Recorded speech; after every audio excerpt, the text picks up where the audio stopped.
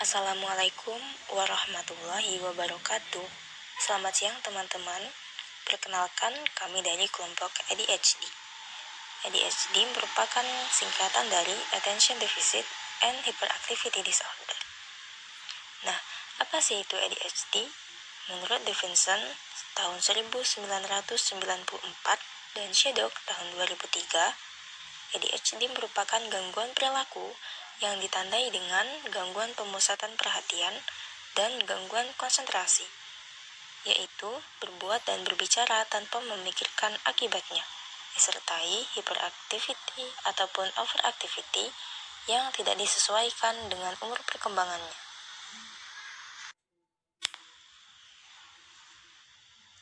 Gangguan perilaku pada ADHD tidak hanya sebatas berbuat atau berbicara tanpa memikirkan akibat. Terdapat beberapa gangguan perilaku lain yang juga menandai adanya ADHD, seperti berperilaku agresif, gelisah, iritabilitas, berperilaku hiperaktif, impulsif, terlalu bersemangat, kehilangan kendali, atau tindakan yang dilakukan secara terus-menerus. Nah, jika dilihat dari sisi kognitif, biasanya ADHD ditandai dengan kesulitan fokus, kesulitan dalam memperhatikan, pikiran kosong, rentang perhatian yang pendek ataupun sering lupa. Jika dilihat dari aspek suasana hati, biasanya ADHD akan ditandai seperti terlalu bersemangat, cepat bosan, kecemasan, marah, ataupun perubahan suasana hati. Nah, gejala yang paling umum yang biasa dilalui oleh penderita ADHD adalah depresi dan gangguan belajar. Nah, teman-teman, setelah kita mengetahui apa itu pengertian dari ADHD, kita juga harus mengetahui apa saja faktor yang menyebabkan seseorang mengalami ADHD. Menurut Milah tahun 2018, ADHD disebabkan oleh beberapa faktor seperti keturunan atau herediter, sosial, dan lingkungan. Namun juga terdapat dugaan bahwa televisi, komputer, video game, emosi, dan pola pengasuhan juga merupakan faktor yang mempengaruhi seseorang mengalami ADHD. ADHD juga merupakan gangguan atau kelainan pada aspek kognitif, psikomotorik, maupun afektif yang bersifat kompleks. Kemunculan gejala ADHD dimulai pada masa ataupun usia kanak-kanak dan bersifat menahun. Pola perilaku ADHD menimbulkan gangguan di dalam fungsi sosial seperti dijauhi orang-orang, dan akademisnya terganggu karena sulit untuk fokus serta mengakibatkan penderitaan yang nyata bagi yang bersangkutan maupun lingkungannya. ADHD ini suatu gangguan yang kompleks yang berhubungan dengan kelainan aspek kognitif, psikomotorik, maupun afektif. ADHD mulai dari masa kanak-kanak dan dapat bertahan sampai dewasa, yang menyebabkan kesulitan di sekolah maupun pekerjaan. ADHD ditemukan 6,5% pada anak-anak dan 2,7% pada remaja ataupun dewasa, di mana ADHD ini 2-3 kali lebih sering terjadi pada anak laki-laki dibandingkan anak perempuan. Penyakit ADHD akan berkurang setelah beranjak dewasa. Baiklah, saya akan menjelaskan salah satu gejala utama dari Attention Deficit Hyperactivity Disorder atau ADHD. Yang pertama ada inattentive. Inattentive ini bisa juga disebut kurangnya perhatian atau gagal fokus dari perhatian tersebut. Inattentive menyebabkan anak menjadi cenderung bersikap pasif karena mereka menghabiskan waktunya dengan melamun atau terlalu banyak berpikir. Nah, gejala ini sering tampak di saat mereka sering kebingungan atau kesulitan dalam mengerjakan satu tugas dalam periode waktu tertentu yang sudah diperpanjang. Seiring dengan perhatian mereka yang mudah beralih dari satu stimulus ke stimulus yang lainnya, atau dari perhatian satu ke perhatian yang lainnya, mereka seringkali meninggalkan orang tua atau guru dengan kesan bahwa mereka tidak mendengarkan. Jadi kalau mereka sudah fokus kepada satu perhatian, tiba-tiba ada perhatian lagi yang ingin mengambil alih perhatian mereka. Nah, jadi perhatian mereka itu berpindah-pindah, tidak bisa fokus pada satu perhatian. Menurut DSM-4, untuk mendiagnosis tipe inattentif ini ditegakkan minimal ada 6 gejala inattentif dalam waktu selama 6 bulan dan disertai sebelum umur anak tersebut 7 tahun. Jadi, kita harus memantau anak-anak kita apakah anak tersebut ada 6 gejala inattentif ini selama 6 bulan dan disertai usia sebelum 7 tahun. Nah, gejala-gejala ini akan tampak saat mereka ada di sekolah, di rumah, dan tak sesuai dengan tahap perkembangan anak.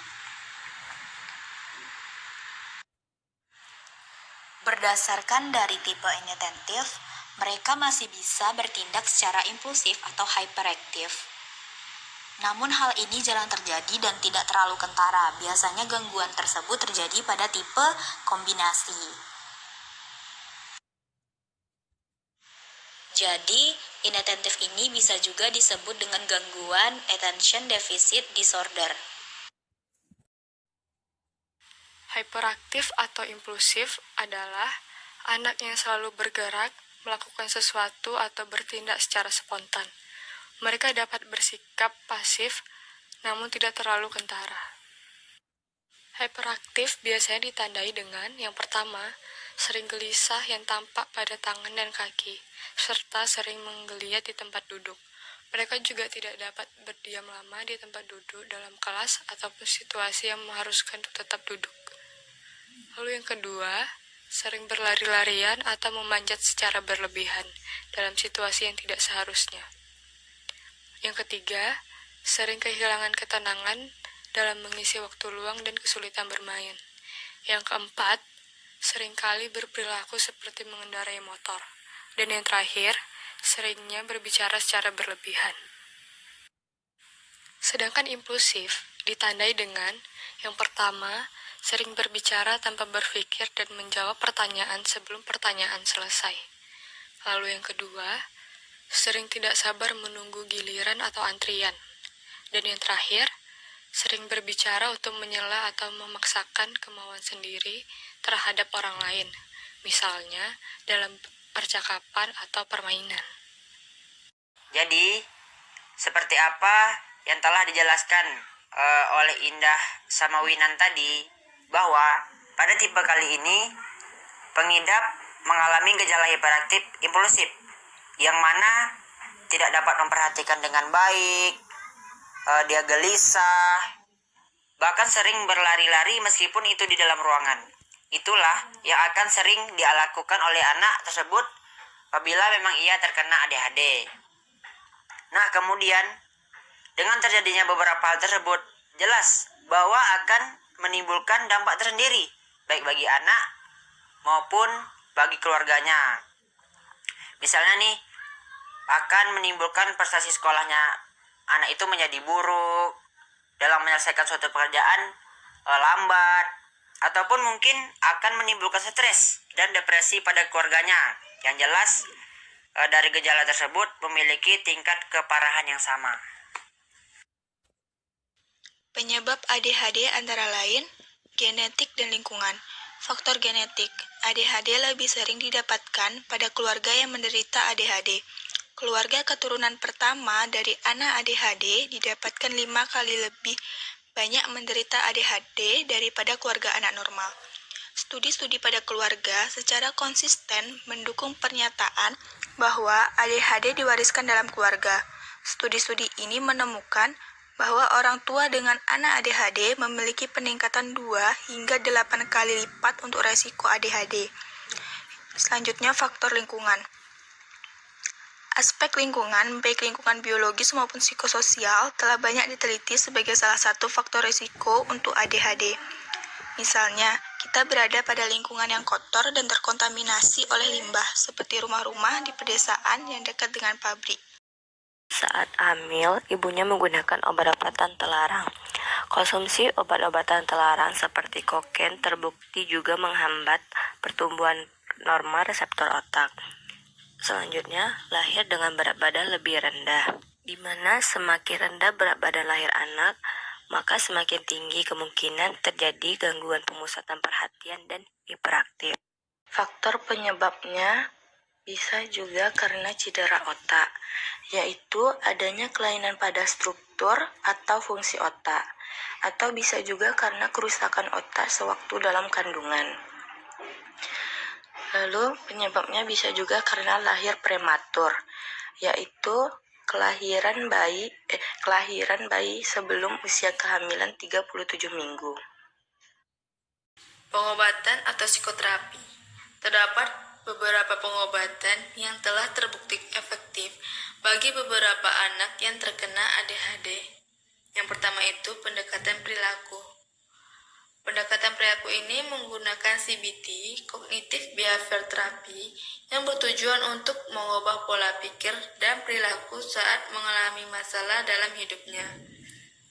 Di pendekatan perilaku ini juga melakukan pelatihan interaksi sosial untuk menolong pengidap dalam memahami perilaku sosial yang dapat diterima dalam masyarakat. Yang kedua itu dengan pemberian obat. Obat yang digunakan untuk mengatasi ADHD ini seperti methylphenidate, desamfetamin, atomoxetin, dan guanfacin.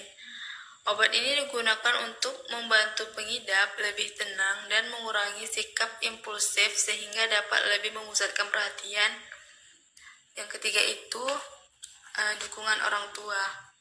Dukungan orang tua ini sangat penting bagi anak yang terkena ADHD. Ketika orang tua mengetahui anaknya mengidap ADHD, orang tua harus dapat menyesuaikan gaya hidup, pola yang sesuai dengan kebutuhan anak, dan selalu ada untuk anaknya. Karena anak dengan ADHD ini memiliki cara kerja otak yang berbeda dengan anak lainnya.